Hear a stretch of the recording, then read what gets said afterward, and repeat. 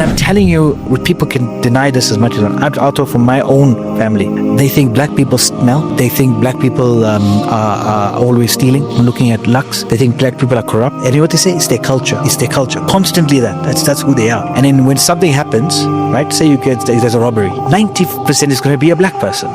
Please tell me y'all have seen this video of the black man walking through his neighborhood and some Indian man approaches him and is demanding that he shows his identification to prove that he lives in the neighborhood. Anand, can I see your ID or something? No, I mean, you can call the police or I can call the police. Can I see your ID?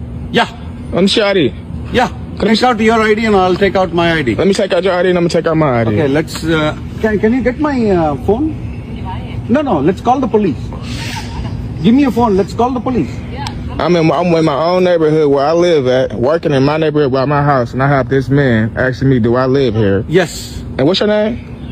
Dude, I'm going to start a civil lawsuit right now. That's what I'm going to do. Absolutely. You got to do it, man. But I want What's your name, man? Because I'm walking in the neighborhood where I live at, and I'm getting harassed. No, wait. He's unnecessarily playing us. But we took back off a Yes. Sir, based off of what has caused you to determine that the man don't live in the neighborhood? Because he's black?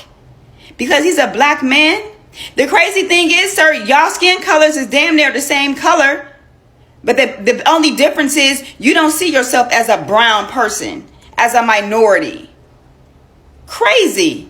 Hi guys, welcome back to our channel. In case you're new here, my name is Maren. And I'm Maureen. Right, so in today's episode, you're going to be reacting to videos of American Indians who are gonna be exposed for being racist towards black people in America, right? And America is not the only place that Indians export their racism. Everywhere else that Indians move into, coming from India, they are exposed for being racist. They treat black people like they're lesser than. Right, and these are the very same people who, when they complain about the caste system in their own community, they expect not only black people but everybody all over the world to sympathize with them and help them in fixing their situation. But the biggest question today is, how can equality be achieved, or how can they expect black Americans to reason or sympathize with them if they're the number one people who export the very same system that oppresses them into America and now find their opportunity to sit on black Americans? Right, guys, we don't want to talk a lot. Let's watch what we've prepared for you or what is happening, and then we come back and talk about it. Also, let us know what you think about this episode. Also, consider subscribing if it's your first time here. Let's watch and then we come back. Indian parents over 50 are extremely racist. Every time my Indian friends have brought me home, their parents look at me with disappointment and disgust. You know what I mean? They're like, this is not why we came to America. You need to hang out with whites. No, it's the look they give me. Then they have a secret meeting in the other room and they speak Hindi aggressively and it's like racial. I can't understand it, but I just can feel the tension. Besides Kamala Harris, I don't know many other like black and Indian people. I think there's a lot of racism within Indian culture against the black community. Yeah. My good sis, Indians are top 3 the most racist immigrants to black Americans. Honestly, I think they're top 2. If you actually want to know what racism is, I would say white people even have white guilt, and they're maybe a little bit less racist than Indians. Indians are so racist to black people, and it's so crazy because they're not that far off in color, just features and maybe hair texture, but even at that, some of their hair texture be nickel. But they're so racist. Indians and the racism they have for black people, it has to be investigated. Most of the racism that I've actually experienced since coming to Canada has been from Indians. Actually, unfortunately, that's the reality. I'm so sorry. I know that they are one of the people that the general public, most of the general public in Canada are on right now. But to be very real and unfiltered, Indians and racism towards black people is insane. There was a day that I had ordered for food, and then the name on the order was an English name, and then the DoorDash got here, met me, and then said, "Oh, is your name this name?" I'm like, "Yeah." "Oh, you don't look like it." And then I swear to God, he called head office to confirm that if there's, What did you do? Tell me.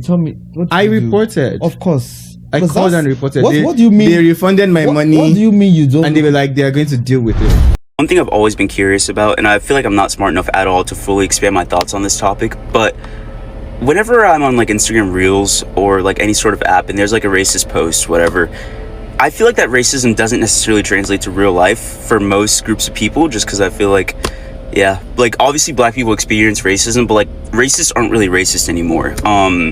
They know not to try that shit in real life for the most part, but for Indian people, that hate is like real online and in real life, and I've always been like so confused as to just like why it's okay and why no one really says anything about it. And it almost feels like weird talking about this because like I know historically like Indian people, they don't like black people. I don't think I know an Indian guy who doesn't say the N-word. Most Indian girls are cool, but like I feel like a lot of Indian guys are kind of like self-hating too. But that's not for me to talk about. And I also love the Indian community. I literally almost converted to Sikhism in high school because like I just thought it was cool. It's not okay, but yeah. But like people really, really don't like Indians. Like when I was in college, like the things that people would say about like the brown people around campus was crazy. And it's just all, like no one talks about it. Like I feel like a lot of the, again, need to choose my words carefully, but like a lot of the hate that like we're told happens to other groups is really happening to these guys, and like it's just like fine. Like it's so odd to me. Colorism is truly a scourge among brown folk. I remember experiencing colorism from the earliest moments of my life, and it was the first form of discrimination that I was acutely aware of because it came from my own people. For context, I am the darkest skinned person among my family, among my extended family, and the way having dark skin was phrased was discussed so nonchalantly among my family, among other brown community members, was almost as though being blacker, being browner, was in itself a pejorative. When I was young and I would meet family in India who I had never met before, the first conversation they would have was about where I got my skin tone from. My mom is fair-skinned, her mom is fair-skinned, and both my brother and my dad are brown-skinned. When I was in elementary school and my grandmother would come to visit us in the States, she would stop me from going out to play with other kids in the neighborhood because I was getting too dark. The sun was getting me too dark. When I was in high school and I got into my first long-term relationship with a fair-skinned girl, she very casually told me about the fact that her uncle would refer to me as Kali, and she said it as though it was a funny statement. To them, dark skin is inferior in the same way that the sky is blue. I was in my AP World History class in high school with one of the other few South Indian people within my friend group, and very casually the topic of like, oh, if you could choose any ethnicity to be, what would you be came up, right? And I was thinking, I was about to hear like Polynesian, because Polynesian guys are just buff as fuck for no reason, or like Thai, because Thai food is great. This self-hating fuck was like, I would want to be North Indian. When you are brown, you are taught to hate yourself for one reason or another. And a large reason that I am not friends with brown folk, even though I want to be closer to my culture, even though I would love to be able to pass on my language and my food to my children in the future, is that misery loves company, and I am not miserable. From a young age, telling children don't play with black kids. And so I have somebody who told me that they grew up in an all-white community and they had been living in that community for 7 years before a black family moved in, and the person had befriended the black child, and they were playing in their house, and their dad came home from work, and when the kid left, the dad said, you cannot play with that person anymore. You're not allowed to play with this black neighbor. And the person who reached out to me said she was so upset and asked, why would you say that? And he's like, well, you know, the white neighbors just accepted us, so we don't want to go backwards. Nobody wants this black family to live here, so we don't want to be friends with them. Otherwise, it's going to look like we're supporting them, and we want to be, you know, accepted and, you know, appreciated and continue to, you know, have the status that we earned in the last 7 years. That's not how Indian girls act. You're disrespecting our culture. You're disrespecting my religion. Cover up. This culture that they're referring to is the traditional culture back in my homeland, but I'm a diaspora. Like, I was raised in America, and I was also abused by the people who brought me up from whatever could fit in a suitcase. I represent Indian American culture. I don't claim the sexism, the racism, the slut shaming, and the pale skin ass kissing that we see a lot of times in the homeland. I'm making a new culture. Like, a lot of the times, it'll be, like, obviously the men back at home that'll say this, or even, like, here that'll say this, but, like, sometimes I see, like, women back home hopping onto this trend, too, even some here, but I think that it's, like, from jealousy, especially when, like, they're back home in India, because, like, they see how, like, America is portrayed in India movies and stuff, and they, like, want to come here, and they, like, are jealous. The men are jealous, like we already know that. But like, there is literally no one way to practice a culture or religion. Like literally in human history, it is always fucking evolving. And so yeah, like I'm not representing Indian culture, I'm representing Indian American culture. Jamaicans never go and talk to the boss to find a way to fire an African American. Jamaicans don't do that. Trinidadians don't do that. Afro-Trinidadians. Haitians don't do that. The only people who do that bullshit in America is the Bad Bunny Latinos and the Indians. For those of you in tech, you know what I'm talking about. Those of you in tech, you know what I'm talking about. If you go to Canada, it's the Indians. In America, it's mostly the Latinos, the Bad Bunny looking Latinos, and Indians. And those two groups, they fought. And now they are singing for solidarity to join African Americans. Nah, man. I'm happy that like Indians are now seeing like what we've been telling them for so long. Like, you are not part of the white supremacist party. Like, you can be conservative, you can have money, you can be successful. They will let you get to a certain level. But the second Vivek Ramaswamy said, hey, I think I should be president, all of a sudden, all we see is like unfettered racism towards Indian people. The whole factory ethics lady is probably responding to more posts about Indians and how they smell than any other group. And it's literally because Indians try to adopt conservative politics. Indians are now facing more racism because they tried to go to the racist party and do what they do. And those racist people said, oh my God, I'm going to be racist to you now. Was there a point of time in your life when you thought that I need to bleach my skin or whiten my skin? Yeah, I thought many times. No, Indians were not supposed to be fairer. India receives more than 250 sunny days. So vitamin D is directly absorbed by skin, hence more melanin content, hence the darker skin. There was time when I was a teenage girl, I could see people girls who were fairer than me, you know, they were treated in a different way. You could see the school teachers or everyone as like, oh, she's so cute, she's so pretty. So that time we feel, okay, I want to be that person. I've been bullied for my skin tone, and that too by my teachers. Yeah, one of my teacher bullied me when I was in class 3rd or 4th. I was just a child, I don't know that I have a dark tone and all. My friends who are like a little darker than me, they sometimes feel that, still that I should put tomato on my skin and this on my skin to become fair. So their self-confidence has been really affected.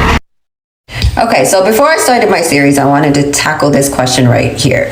A lot of Indians don't like black people because if you have a baby with a black guy, they think how dark it will come out. And in my case, this is true. So my family always called me dark growing up. Mind you, I'm not that dark, but my mother is darker than me and my father is lighter than me. So of course, then you get me.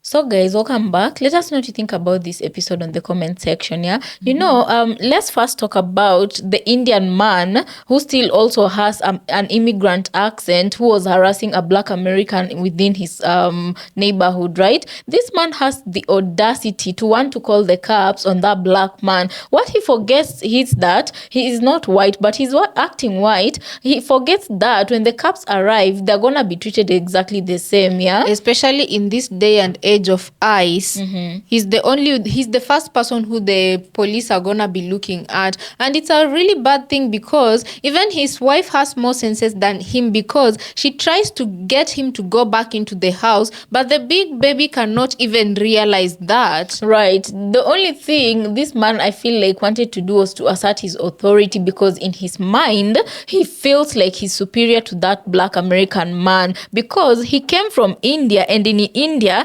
actually he would be treated as less than, because there are people who are lighter than him who would have treated him as an outcast, right? So he's treating a Black American as an outcast because he feels like he's superior. At the end of the day, a lot of Black Indians don't see themselves as Black, right? Especially when they're next to Black people. That is where they forget that they also have melanin, which is quite funny. I can never understand the psychology of Indians, and it's a few of them who are trying to bring out and speak against this colorism that they're suffering from. But a lot of Indians are quite racist. I'm surprised that even in Canada, somebody is complaining that Indians are the most racist towards them as Black people. So this really beats all logic, because considering that they can never be white and they're people of color and they're also Black, this is quite insane, you know. Right. And bottom line is, right now Indians have a very, very long way to go, and they still have a long way to do. They still have so much work to do in order for them to lose this self-hate they have of